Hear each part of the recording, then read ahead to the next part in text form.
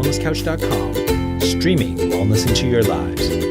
You're listening to A Quirky Journey, the Healthy Family Podcast with your hosts Jo Whitten and Fuad Kasab.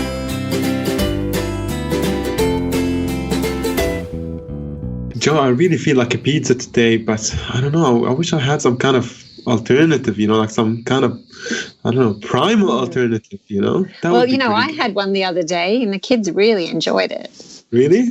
What was it? Well, it was from this place called Primal Alternative, and it just just exactly what amazing. Yeah. Wow. Helen Marshall from the Primal Alternative. Oh, guys. Hi, Helen. Hi, guys. You guys crack me up. That's hilarious.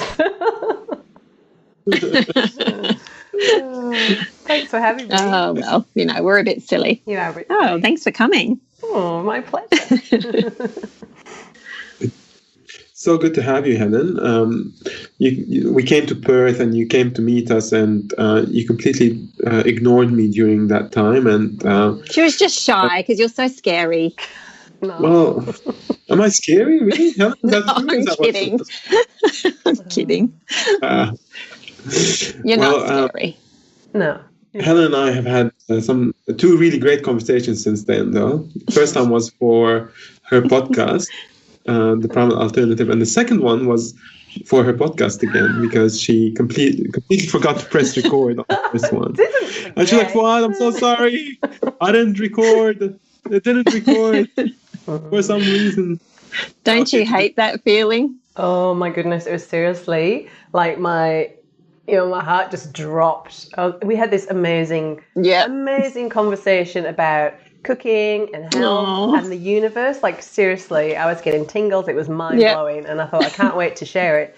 And then when I went to, send it to the Wellness Couch after the episode, I realised that I had not hit record. And I was like, oh, no. But Fuad is so gorgeous and gracious. And he was like, don't be sorry. You don't need to carry that energy around with you, and booked in for another appointment straight away. But when I realised the appointment they booked in, I was actually already interviewing another really cool person for my podcast. So I was like, oh, I'm sorry, I can't do that. Can you book in again?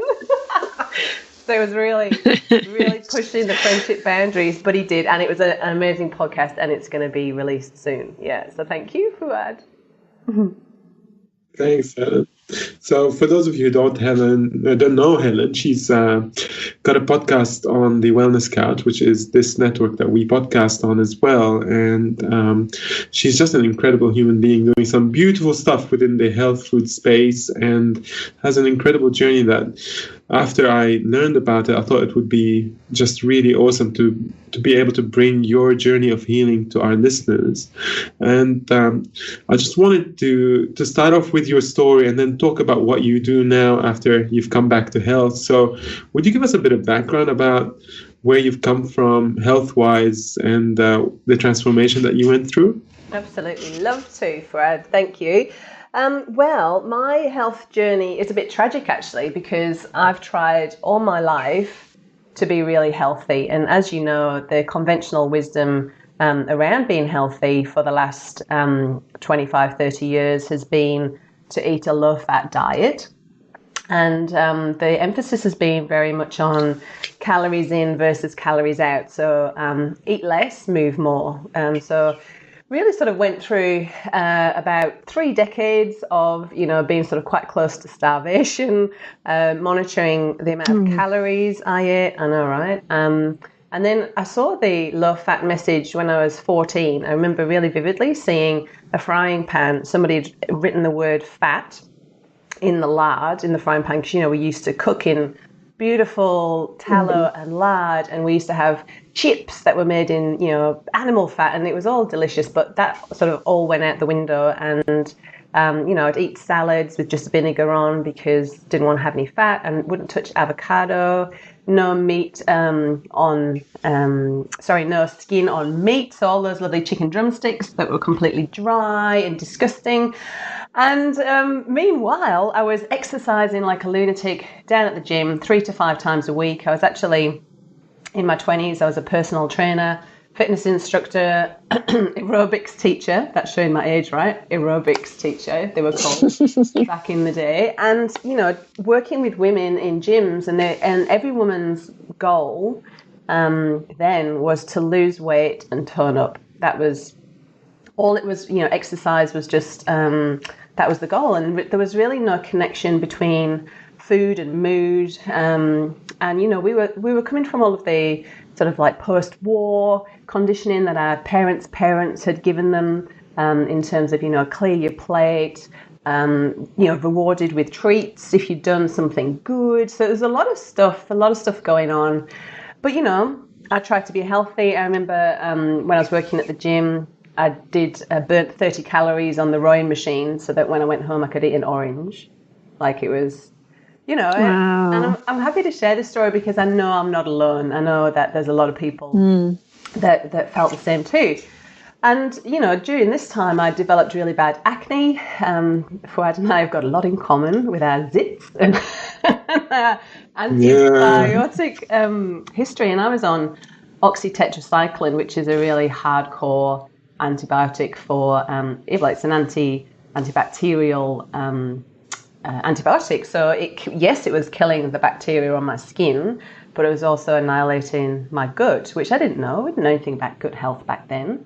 And then that went on to, 20s and 30s of candida issues, adrenal issues, and really just burning the candle at both ends. I worked in the corporate world, so there's a lot of stress, still going to the gym, still eating, basically running on adrenal vapors for the best part of my 20s and 30s. And then I had 2 kids, which kind of just, topped me off, if you like, in terms of the stress and the demand on my body and the late night, middle of the night feeds and the disruption to your sleep and just the constantness of parenting, which we can all relate to, which is wonderful, but, it is very constant. And so I got to 38 and then I had this like massive health crisis, and it looked like this. So my main symptom was nausea, so it just felt sick, really sick all of the time, like a bit like morning sickness and a hangover, like mixed together, and it was horrible. I was having trouble going to the toilet, I was having trouble sleeping, I was completely exhausted. I was really, I'm quite a positive bubbly person, but my mood was very much, what's the point? It's too hard. And I'd just be like hanging out, getting really overwhelmed with everyday mummy tasks like doing the laundry and what's for dinner. Oh God, what's for dinner? It's just like, it's too hard. I can't do this, Helen. Yeah. So in one of my darkest hours, I was chatting to my husband, Mike, who's like ridiculously supportive and amazing.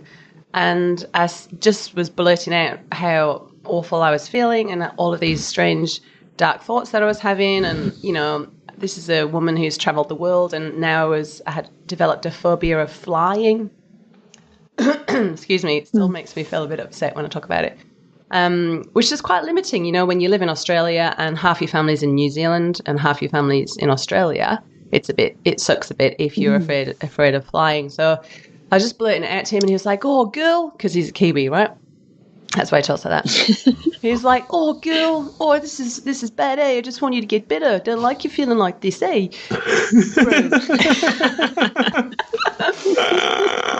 You're good at that. I am. Yeah. Very good. Our marriage is really based on taking the mickey out of each other's accents, because I know I've got a bit of a humdinger of an accent too, and it's kind of fun.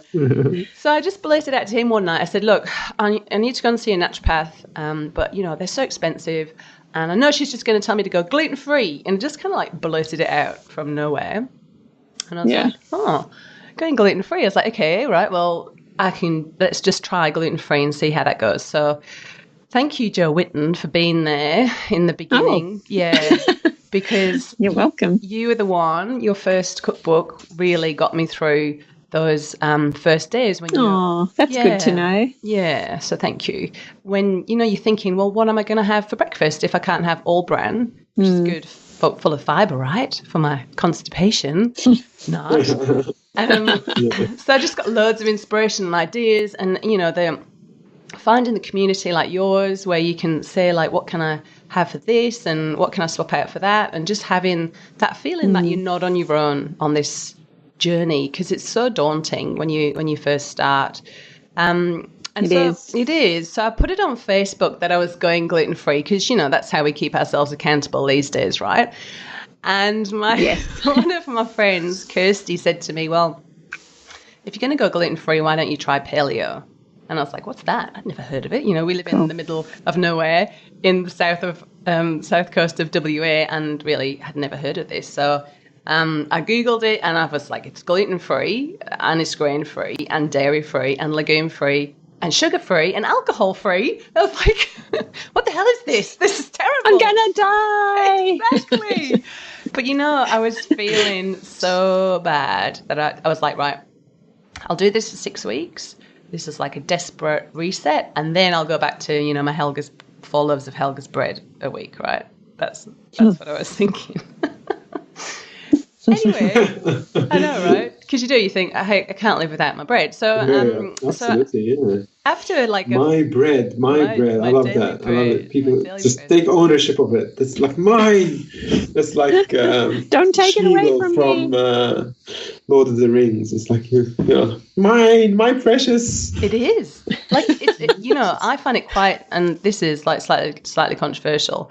You might want to cut this bit out, but I find it quite outstanding that people are quite happy to get bits of their body cut out apart instead of quitting bread. Oh, I agree. It's crazy. Yeah. Yeah.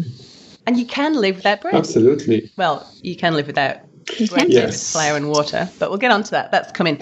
So after I had this mental detox, like it was worse. I never knew about, carb flu and detox symptoms, and I was like, oh, I feel worse than I did before. But after the 5 days of detoxing, I popped out the other side feeling amazing. It was like somebody had lifted this veil from my face, like this clarity. And, I was like, I know I'm not going back. Like I'd sort of gone to this different level of life. Do you know what I mean? Where like upgraded. Yeah, like upgraded my app of reality to like the music sounded better, the food tasted amazing, food tastes really good with fat in it, right? Wow, amazing. Sure does. So so that was it, and I pretty much became evangelical, which you do, and I really felt I had a lot of making up to do for all of that advice that I dished out in the 80s and 90s around, to all my clients in the gym. So I started blogging because I just didn't know where to start. And it was a really cool way to kind of like channel all of my enthusiasm about this newfound way of living. And people would stop me in the street in town and they'd put their hand on my arm and they'd say, oh my God, I've had nausea for like 5 years. I've been taking anti-nausea tablets the whole time. Wow. What can I do? What can I do? So I started having primal chats with everybody around town, which was basically me cornering them in a cafe and boring the socks off them for like 2 hours about everything, about insulin resistance and sugar burning and fat burning and just going nuts. And they'd like leave completely overwhelmed and then like cross the street when they saw me come in again, like, oh my God, there's that crazy woman. So I decided to qualify as a primal health coach with Mark Sisson's primal health coaching course, which was brilliant. If you're looking to do something in this field, really recommend that. And that just really gave me the coaching skills to be able to go out and, coach people as opposed to just bore them to death. And from that, I built a coaching business, and I run 21-day challenges and a 6-week Set for Life program as well, which is really, really making a big difference to a lot of people. So I'm really grateful for that. But the main thing that people said was, what are you, I was making breads and pizzas and cookies because Mike the Chippy said to me, look, if we're going to do this, we need cookies, right? So I was like, okay, well, I need to just, paleofy our cookie recipe so we can continue to have cookies. And so I was, blogging a bit about this, and people were saying they didn't have the time to do this or the inclination to spend that much time in the kitchen. So me being, coming from a sales and marketing corporate background, I was like, oh, there's a hole in the market. I wonder if people would like me to bake for them. And so I said, look, would you like me to make some for you? And people said yes. And that's how my little baking business started. And then, so I was just, putting stuff on Facebook, selling to friends. And then I got a stall at the local farmers markets, and people were coming up to me and saying that their kid who had sensory issues, he could eat the fruit toast and he loved it, and he looked forward to every Friday when he got his love of fruit toast. And the celiac lady in the community came to me and said that she's found a bread that she can really eat and enjoy again. And the cookies, everyone loved the cookies, and the pizzas. The cookies are amazing. Yes, thank you. Just saying. That's so nice to have that from you. I only ate one because I was supposed to be doing low carb, but they tempted me too much. Oh, yeah, well, you said you were just going to have a bite. So good. But you had a whole cookie. No, I ended up having a whole one. I couldn't eat just a bite. You can't stop and bite. No. And they've only got 1 teaspoon chocolate of chip sugar. Shortbread. Oh no! Right, just 1 teaspoon of sugar. Like if you're gonna have a cookie, you might as well have one of those ones, I reckon. Absolutely. Yeah, they were pretty good. Delicious and great texture as well. Yeah, shortbread. No compromises on the texture. That was amazing. Really loved it. Good. That's great. That's great. So you took on the next challenge in your life. So you're like, man, people really want this stuff. Yeah. And you kept pushing and pushing. So now, where are you at with this business?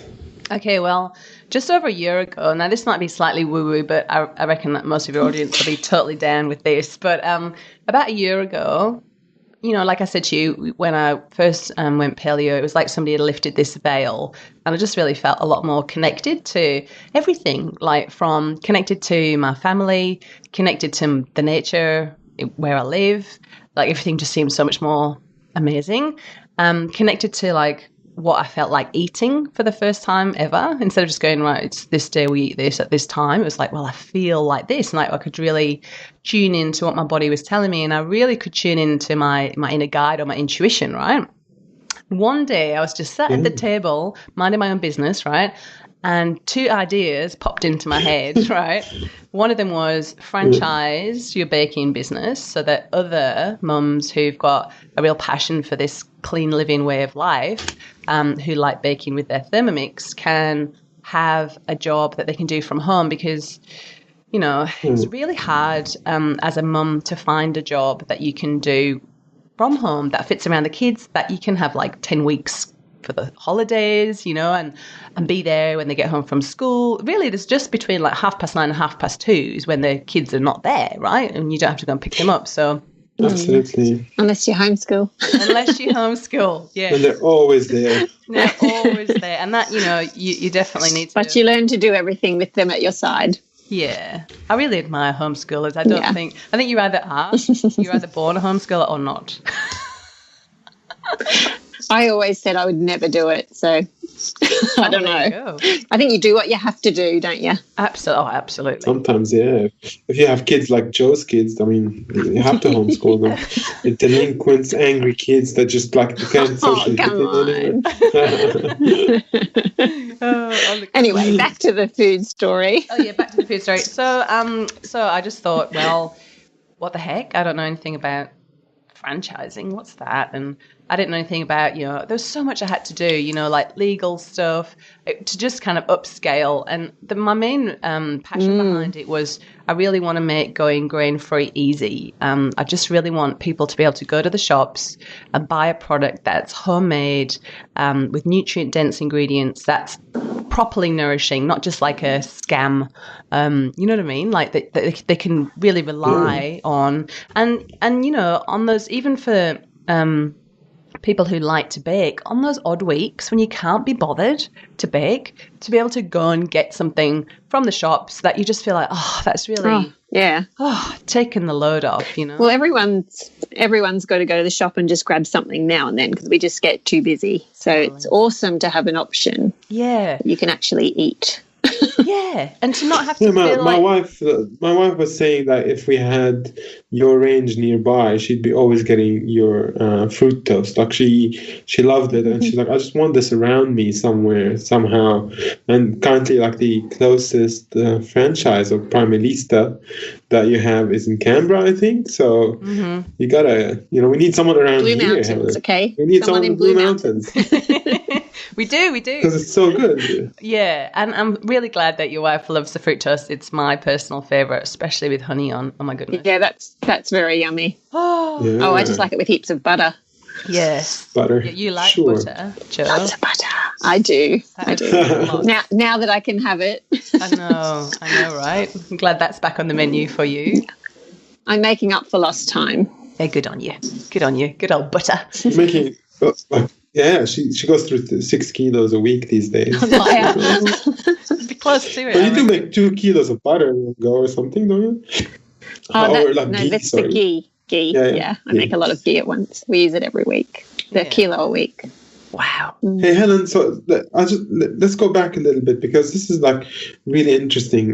What I really love about your business is you're creating this alternative, as you've called it, in like the Primal Alternative, and you're creating incredible food that people don't have to miss out on anymore. Like when I went gluten-free, it was mostly gluten-free breads that I had that tasted like cardboard or had crumble some kind of pick them up. Yeah, or they were a bit cakey, or they weren't good. They had so many different ingredients like gums and thickeners and preservatives.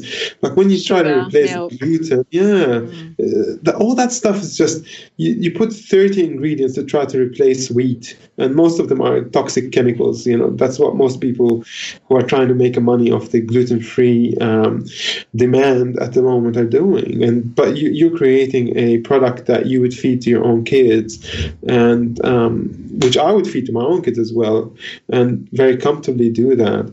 And this is like a sign of a new time that I think more and more businesses are going to be heading in that direction, moving away from the industrialized food model, which creates all these problems for us, for the environment and sustainability and our own health, and move towards this direction that you're taking. But I'm really interested in particular with the growth of your business. Like you've got people who've started signing up as franchisees. Like when was the first time that happened? Okay, well, I did a trial with a lady here in Denmark, because you have to kind of make sure that it's a replicable model, before you start selling it to everyone. So we did that sort of in spring in 2016. Yeah, 2016. And then I started selling the first franchises across Australia in February of this year, and they've now got 15. I love the way you say it, Fouad, Primalistas. 15 Primalistas, which is just to me, the word franchise is so like corporate and 80s, and it makes me think of horrible things, so I've changed, you know what I mean? Yeah. Like, even though it is a franchise, and, you get a license to produce the Primal Alternative range, and you get the recipes and all of the labels and everything, just like basically a business ready to start that you can do from home. So it is a franchise, but instead of saying like a producer or a franchisee, I called my producers Primalistas, which is like just so cool, because that really kind of embodies what we're all about. But like, I agree with you guys with regards to the gluten-free bread. And when I first went gluten-free, I was like, oh, easy peasy, just went out and swapped for the gluten-free versions of everything. And it was so disappointing. And I really think that if you do just swap from conventional to GF, you're just going to end up diabetic and fat from all of the starch. Yeah. Honestly. And I just, that really got brought home to me at the gluten-free expo. Shocking. There was some good products, but most of it was pretty much junk food in a gluten-free package. It was just sad. It is disgusting, really. Like, they should have like a rubbish-free expo. Like that gluten-free expo is just ridiculous. Like it's full of toxic products, and this is like Helen, you're using beautiful, real ingredients like almonds and coconut and butter oils and no vegetables. It is like a truly primal product, something that comes from that philosophy that I think Marx isn't popularized, and just really, really top notch. But I want to. I didn't sort of finish my question. I just want to dive into that point a little bit. So you started doing differentials. Now you have 15 primalistas. Mm-hmm. Sorry, I'll say it that way. I like it your way better. Okay, primalistas. It's the accent. I love it. What kind of person are you attracting to this business? And what's going on now when someone takes a business like that on? What kind of transformations are you seeing in their life? That's a great question. Well, I've designed this business model with this woman in mind. So it's a woman who's into like a clean living, a grain-free way of life. So she's quite motivated by that change, and by making small changes ourselves and supplying our community, we can make some nice grassroots changes, which is pretty cool. So somebody who's quite motivated by that, somebody who loves to bake. Now, I originally wrote the recipes to use just a Thermomix because I'm a Thermomix convert, but I have since tweaked them because really all the Thermomix does is just mixes it. So you need to have a good mixer with a minimum 2-litre capacity bowl.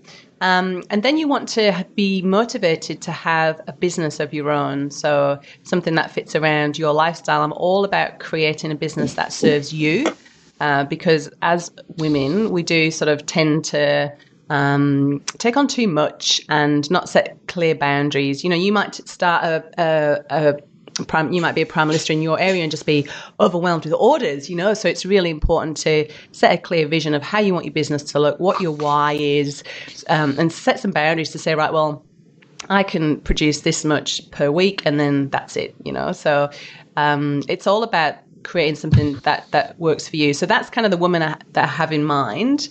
Most of the primalistas are mums.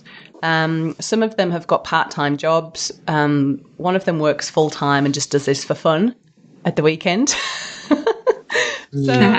So yeah, and really what we're creating is a national network of local producers, because when I received the inspiration to get the products to as many shops as possible, because I want to stop people from feeling like they've fallen off the wagon. I just want to make it so much more convenient and easy for them to choose this way of life. So when I received that inspiration, when I thought about doing a factory, I was just like, ugh, I don't know. There's something about this cottage industry, homemade thing that really, really ties in with the whole of the, paleo primal ancestral health movement. Do you know what I mean? Absolutely, that's what was going through my head. Was it's a cottage industry. It's bringing it back to people and personal. It's much more personal than a giant big factory pumping out bread. It's like someone's making this for you in their kitchen, and it's special. Yeah. How does it work? So they make this at home, and then do they need to find stores where they promote the product, or is it something that you do? I'm trying to get my head around how the business operates. Do you want to be a primalista? I'd love to know. That would be you don't have time for one. Primal Mister. Yeah, Primal Mister. That sounds better than Primalista. Yeah, Primal Mister, that's gold. I like that. Love it. Trademark that one for us. Thanks for that one. Yeah. Well, it's yours. Can you explain it while you're answering that? I would really like to know how you set up a kitchen for this, because obviously you've got to have special permissions and certificates and things, do you? Yeah, you do. So you need to approach your council, because if you're preparing food that's going to be for sale to the public, then you need to have an environmental health officer inspect your kitchen just to make sure that, it's up to standard. And because our products are all low risk, like when I first started off Primal Alternative, I wanted to do bone broth, cashew milk, chili con carne, everything. But those products are they're too high risk, and you can't do that from a domestic kitchen. So that's why I've whittled it down to the 6 core products, which was actually a blessing in disguise, because when you can just do 6 products, you can just nail 6. It's a lot more streamlined. Much easier. Yeah. Yes. So they're all low risk products, which basically means, they're heat treated at 180 degrees for like 30 minutes to an hour in the oven, and so council's quite happy with that. It's a bit like when you bake cakes for the fete or the markets or something like that. So so it's a very... I wasn't sure so you basically don't have to have a commercial kitchen for that. No. And really this model isn't viable if you're having to pay for a commercial kitchen. So it's very designed. No. It's designed for the domestic operation. Yeah, to keep women in the home without them having to separate from the family. Although some of the girls have done the commercial kitchen thing while they're waiting for their domestic health license to come through. If you're just itching to get started, that's an option. So that's pretty much what you've got to do, and you need to have your health license sorted out before you can sign up. And I've got a document that's called Applying for a Health License that has got all of, even just like a cut and paste letter to send to council, with all the ingredients. And you've got to be like... Oh, that's cool. Yeah, it's got to be like in council speak, because otherwise... You've thought it all out for them. Yeah, exactly. Yeah. So like otherwise council are like, you're making bread out of nuts and seeds and zucchini. They're like, what? That's not bread. So yeah, so I had to translate it. That's funny. Where's the added gluten and the vegetable oils and the thickeners and the sugar preservatives? I know it's funny. But just going back to a question I didn't answer of yours, Fred. Sorry, but in terms of transformation, I interrupted. Sorry. For the I think I rambled a bit, to be fair. So, in terms of transformation for the primalistas, what it's really doing is it's letting them follow their passion and do something that they maybe have wanted to do but didn't have the confidence to go out and do on their own. But because we've got because we've got this Facebook group for primalistas, and just to know, like even doing this interview with you guys today, it's like, it's a bit nerve-wracking, but knowing that I've got like kind of hashtag primalista power, the girls are all behind me, it's sort of, you feel like I'm not just doing this for me. This is for, this is for all of us. And I know that they've said, they're just about to walk into a stockist to, say, hey, this is our products. Would you like to stock us? And they're like all nervous, but then they feel like that, group energy behind them. And then they're like, they're literally saying, I'm walking through doors that have previously been closed to me, and even just getting that extra connection with people in their community, like new friendships have started. They become, if they've got markets, then they're becoming, get that camaraderie with the other people who've got stalls. People are meeting, primalistas are making connections with naturopaths in the area, and that's helping them with their health journey. So it's just this really like immersion in the community that comes with it as well, which is awesome. Yeah, it's really cool. You've got each other's backs. Totally. Yeah, absolutely. Yeah. We've got this real... I think that... Sorry, you go, Jo. Go ahead. You go. I was just going to say, I think for me, if I was, just looking into this sort of thing years ago, that's what would have scared me off, that I would have to do it all alone and I wouldn't know how to even begin. So just the fact that you've covered all the things that they need to know, and it's like streamlined, and that's just awesome. I think that's such a great thing that you've done. Thank you. And all of the things that cost a lot of money and take a lot of blood, sweat and tears, like the website, the labels, the barcodes, the allergy statements, the nutrition information panels. So much to think about when you're just beginning. Yeah. And the pricing, like, when I first started, I made my first few loaves of paleo bread, and I was like, $7 a loaf will do, and like sold at 10. And then I was like, I better work out. Yeah, Jo's laughing, she knows already. And like I was like, I'll just work out how much it cost me to make that loaf. I was like, it cost me $6.54. So I made 46 cents. I worked for 50 cents. But all of that's being taken care of, so that it's a viable business, and it's awesome. It's not a case of having to pump out 100 loaves a week, it's more of a domestic operation. Yeah. So, and it's really cool. Yeah. I'm so excited by it.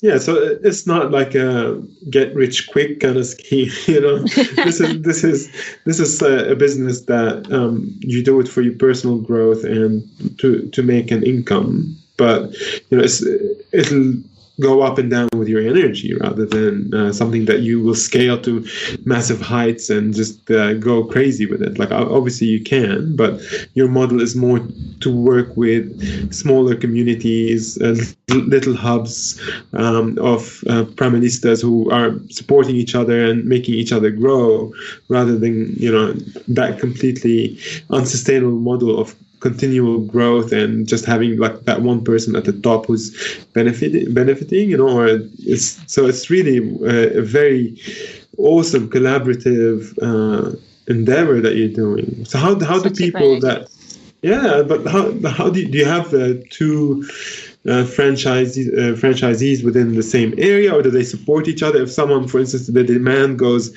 up for one and they can't keep up, how do they do it? How do they can they lean on the other person, or what? How do you do that? Yes, that's a great question. And territory isn't the one question I get asked. So primalistas are like, can you guarantee that there'll be no primalistas that are 50 kilometer radius of me? I'm like, no, that's totally not what we're going for. That's really that the competition, and that's not what we're into. So when I first thought of the brand, I really wanted to make it collaborative. So to do that, to ensure that does happen, all primalistas have to charge the same price across the board. So if somebody else comes into your area, they can't go to your stockist and go, hey, I'll give you that bread for 10 cents cheaper, because that's just not cool at all. So so what we do is you have territory over your stockists and your market. So if there's somebody, like Kyra's doing epic markets in Canberra, then nobody else can go and have a stall there, right? Because that's just not collaborative at all. But if somebody else came into Canberra, what we've done in the past is we'd all jump on, Skype or Zoom, me and the other primalistas in the same area, and we'd say, right, well, these are the stockists I was thinking of, these are the stockists you're thinking of. Look, there's this big event coming in December. Shall we get together and do it? I'm having a holiday then. Could you cover my orders while I'm on holiday? Or another example is one of the primalistas has got a really young child, and she just found it was all a bit too hard to bake with a 9-month-old baby at home. So what she said is, look, I just need to have a break. So another one of the primalistas has taken over her stockists. She's looking after them until she's ready to come back and start supplying them again, which is it's like it's just such a different business model than most businesses, isn't it? And I often think that this is the way of the future. If people can start to work together like this in a community, I guess it's the old-fashioned way, really, isn't it? It's beautiful. Yeah, and it really does work, and it just and like at the end of the day, the key thing is that our stockists are still looked after, our customers still get that consistency of our product, and we just need to sort of sort it out behind the scenes as to who can make it that week and who can't. This really is like it is a lifestyle business, like just answering Fuad's question. You could bake 5 days a week and you make a really reasonable income out of it, but most of the girls at the moment are doing like 1 to 2 days of baking a week, and that's sort of fitting in with their lifestyle. So there is scalability, but really I guess the risks of it are that it is manual labour. You're on your feet for 4 to 5 hours in the kitchen, and unless you're Joe Whitten, that's enough for most people is to do. No, that's enough for me, believe me. Okay, sometimes I do more than that. Yeah, you do sometimes. So it is manual, but not labor. every day. Not every day.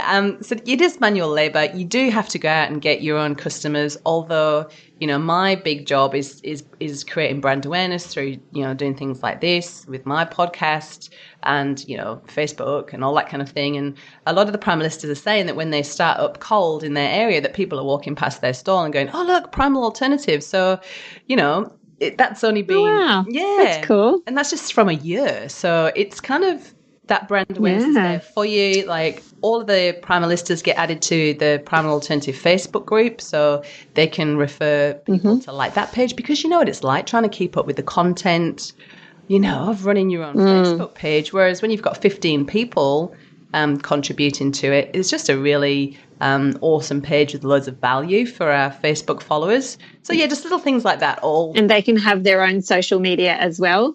Yeah, so most of the to promote their area. Yeah, so most of the Primalistas have got an Instagram page that they link back to the Facebook page, and they can, do targeted adverts, and if they want to, target their local area from the Primal Alternative page. So, yes, it's all sort of thought of and all just ready to just jump in. Yeah, even the social media side of it is daunting for a lot of people. So to have the help with that is great. Yeah, and you kind of ebb and flow. Like some weeks you're like, oh, I'm going to post this picture of my toast and this picture of this recipe, and then the next week you're like, can't be bothered. Whereas, Oh, I'm totally like that. I could never be one of those Facebook people that schedule everything, because I have a run of things that I post in one day, like 5, and then the next 3 days I'm hardly posting. Yeah, me too. When you feel like it. Me too. But when I have tried to do the scheduled thing, like the scheduled posts hardly get any response, and I think it must be an energy thing. If you just made a beautiful cake, I think so. Oh my god, look at this cake! Like the energy of your you're excitement. So excited. Yeah. Whereas when it's scheduled, yeah, I think so. You're bored of it by then. So. Here's our cake. Yeah. Cricket. The cake's gone stale. Yeah, it's 5 days old by then. That's right. Exactly. The excitement's gone. Exactly. Fun. So, how do people sign up to the business? What are the entry criteria or the process? How do they do it? Okay, well, it's basically a 3-step process, Fuad. The first step is you need to feel terexcited, which is a word I've made up. So what it means is that this idea really resonates with you and you feel excited, but you also feel a bit terrified because you're like, holy crap, haven't done this before. I've got to go, and sell my stuff, and I like baking, but I'm not very good at sales. And so it's like, that's kind of like, you need to have that feeling because, that's kind of what you need, that kind of, because it's a real, like, when you have your own business, as you guys will know, any stuff that you've got to sort out in terms of your personal growth will come up. So this is a really good opportunity to grow your in terms of your own self-development with a group of women there to support you along the way. So first of all, feel terexcited, because that means it resonates and you're a bit nervous, and that's good. The second step is to contact your council and get your domestic health license, and check out on my website on the Primalista license FAQ. There's the document in there how to apply for a domestic health license, which has got the cut and paste letter that I mentioned before. And then you just go to the website and you sign up. So you can pay up front and you get your first year annual royalties waived, or you can pay on a payment plan, because I really want to make this that's good, doable for everyone too. So the franchise is $5,000. And there's annual royalties of $10 a week. So that's like $520. And I know that when I don't have just $5,000 in the bank, so I thought, well, let's make this doable for people. So they pay a deposit and then they can pay as they're earning. So yeah, that's made it a lot more achievable for people too. Absolutely. Yeah. I mean, like, if you're going to start a business, that's a really good way to do it. Like, not a huge upfront cost, like that deposit. And then if you're making the money, then it'll pay back for itself. And before you know it, the year's over. And then from there, it's just the annual fee. Yeah? Like, so it's wonderful. So you feel it working basically 1 day a week. Do you mean like about 8 hours or something that would bring in enough income to make it worthwhile? Is that what you're saying? Okay, so the average Primalista is taking a profit of about $500 a week. So from that, she's doing 2 mornings of baking. So like, maybe she bakes on a Monday for the shops and she bakes on Thursday for a market. So she'll do like half a day of baking and then, bagging up, labeling, ordering ingredients, that kind of thing. So in total, we're looking at like, say, 9 hours of actual work to produce about $1,000 worth of product, of which roughly half, because it depends, right? How much you've made of what, and how much it costs to get ingredients to wherever you are in Australia. But on average, it's about $500. So, working from home. That's good. Yeah, 500 divided by 9. I don't know. I think that it's a really good. You can start work at 7:30 in the morning. You can bake at 9 o'clock at night. Yeah, exactly. You don't have to wear a bra. But you know what? If I don't you can wear your pajamas. You can play music really loud. Yeah. If it was 6 or 7 years ago, I probably would be in. I'm too busy now. Yeah, I know you're too busy now. I would have loved But Joe, that. it's only 9 hours a week. You can do it. Oh, sure. I You can can. do that in your time. So funny, though, because, back when I had little kids around me, that would have been just perfect. That would have been something I would jump at. Yeah. Well, this is, like my corporate career was in recruitment, and I've always worked with women. So back then it was helping bookkeepers find work, or like, it was all like accounting support staff. And the real thing that they needed was to fit around their family. And what I heard a lot of them was, yes. I'm just feel like I'm missing out on my kids growing up because I'm at work. Yeah, I've heard that so many times. Yeah. Or they have to take a job. Say they had a pretty, I had a good corporate job, but to go back part-time is just not viable because, you don't see your kids. So then you need to take a sort of step down. So you might end up working in like a retail shop where nobody values your intelligence or the ideas you've got to improve systems, and you kind of got that unfulfilled feeling, And so this kind of really answers that. And when I, like going back 10 years, when I was teaching yoga, babysitting, dropping off leaflets, doing anything I could to try and, pay the mortgage and get food on the table, this would have been exactly the right thing. Yeah, same. Yeah. Yeah. We lived on one income for a long time with little kids, and it was a struggle. And just to have little bits of work here and there would have been amazing. Well, yeah, like $500. And such like good positive work as well. Yeah. Absolutely. Yeah, absolutely. So it's such an empowering business for someone who wants to work from home, like to be able to do something positive for their community, positive for themselves. They can work within their own energy. Like if they're feeling tired today, they can do it tomorrow, that kind of stuff, or they can break things down and just make it work with however they want it to work. And then if they can't do it, they've got other people to lean on and to help them out. Like it's just wonderful. Yeah, really good. Like amazing, Helen. What's in the range? What do you sell? Okay, well, we'll start with my favorite, which is the fruit toast. And so that's like a mixture of, so that's actually vegan friendly. So there's no eggs or dairy in that one at all. So that one's made with fruit. So we've got a goji berry one or an Inca berry. The Inca one's really nice with those little I bet. bursts of sour, So Yummy, yummy. And that's I love Inca berries. Me too. Nuts and seeds and spices. So it's a bit like a hot cross bun meets a bit of raisin toast, but it's so dense. It's not like bread, and it's so dense. So if you have that for breakfast, that'll keep you going till lunchtime. It's full of good fats. Oh yeah. Really, it's every time I have it, I'm like, oh my God, I can't believe I came up with this recipe. It's so good. Because I'm not a cook. Well done. I'm not a cook. I'm really bad with recipes. You must be. I'm not. These recipes are just like a gift from somewhere, like blah blah blah. Do this, but normally I'm like a recipe Nazi. I have to follow it, step by step. I don't like to be, have that flair and go and just wing it. Anyway, so we've got the fruit toast and we've got the pizza bases, which we had for dinner last night. They're just such a great. I've had a busy day. I can't really be bothered. Let's just put some whatever is in the fridge on top of Chuck those. some stuff on a pizza base. Yeah. Call it dinner. And that goes really good cold in lunch boxes as well, which is awesome. And then we've got the seasonal bread. So in summer, we make it with zucchini. So it's zucchini and eggs and almond meal. And then in the winter, we make it with pumpkin, which is yummy.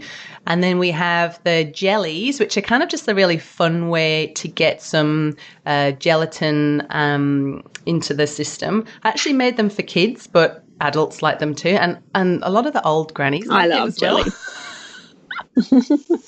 Which is really groovy. And then we've got fat and seedy bread, which I know you were excited about, Jo, because you were doing low carb. Yeah. So that fat and seedy bread has got 1 gram of carbohydrates per slice, which is ridiculous. and very exciting. Nothing. I know, amazing, right? That's zero as far as I'm concerned. Yeah. Great. I wouldn't count one. That's not If it's even one, net just drop carbs. it. Don't worry about it. Carbs. Yeah. You can have a whole loaf. No dramas.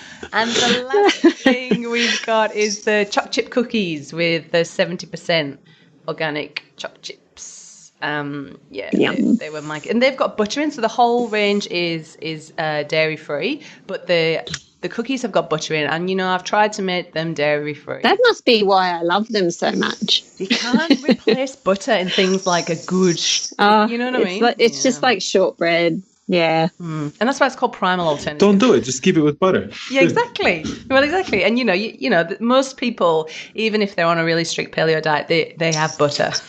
So, yeah. Yeah, and that's the range. It's nutritionally dense, unless you've got an allergy for it. It's no problem. It's a very nutritious food, and it works so well on those shortbreads. They were the first things I tried. I was like, Same. wow, this is so good. It's just really, I loved it. I really enjoyed all the range, and the other day I made a pizza for Sarah to take to school with her. So just put some, like a passata sauce that I'd made with some cheese on top, and put that in the oven and baked it and forgot it for a while. And I looked at it, I was like, it's still all right. And I got it out, and the edges were starting to get nice and brown, and it was just perfect on time. And she loved it. So it was just such an easy thing to pack for lunch when my wife was away, and I had time to do it. So really good range. Really, really good. Thank you. Yeah, I'm wrapped with it. I think it fills every single craving, that you have. Like, there's an alternative. Yeah. Like, what can we have instead of lollies? We'll have jellies. What can we have instead of muesli bars? Take a cookie. You know what I mean? So, yeah. Or the fruit bread. The fruit bread. Yes. Delicious. That'd be pretty much instead of muesli bars. Yeah. Yeah. So filling. And you could even call that Christmas cake if you wanted to. Yeah, it is very much like that. Yeah, it's wonderful. Hey, Helen. So I'm sure there's going to be like 1,000 people wanting to sign up to the business now. So how do they find it? Where do they go, and what do they do? Okay, well, my website is primalalternative.com, and you can find out if you're listening and you think you just want to buy the products. There's a link to the stockists on there, and there's also a become a producer page as well, so you can find out everything that I've talked about there. There's even like a little video, a sneak peek of what you get when you sign up, a sort of bit of behind the scenes look. So just head to primalalternative.com. If you want to have a chat with me, there's the option to book a chat with me.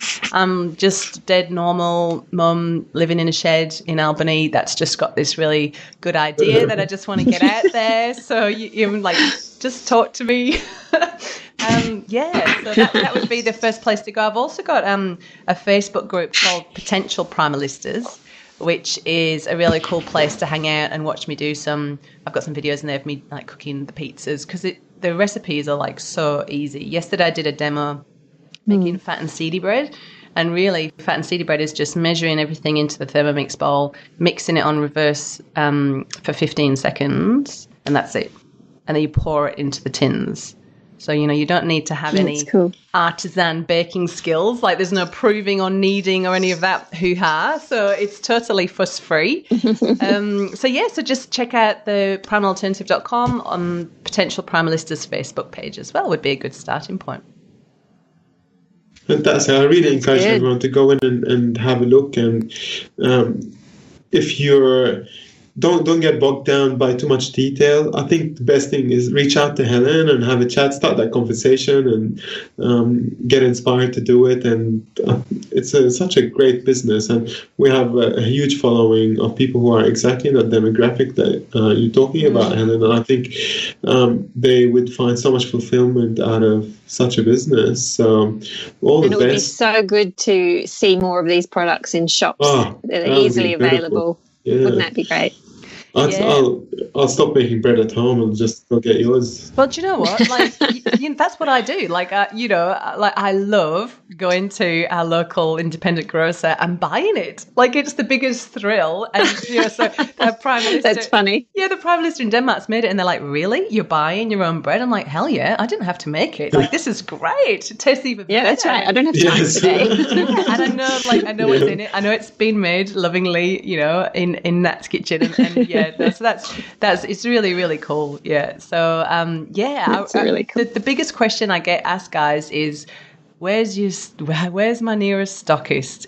And we've got 15 producers, but we've only got about 30 stockists right now. And really, to make a big impact in Australia, I want us to have at least 500 stockists or something better, So there's the potential to have a lot of producers and you can sell it into markets, gourmet pizza shops, cafes, health food shops, grocers. Like, it's got so much scope, and the demand for a grain-free, gluten-free, dairy-free, quality product without industrial oils. Like, there's such a market out there for it. Even if it's not paleo, we appeal to a vegetarian market and vegan as well. So it's really just that whole clean living, whole food market, and that's just going gangbusters right now. So come and make a difference. I should mention too, for those who are on GAPS, there is one that's suitable for GAPS and keto.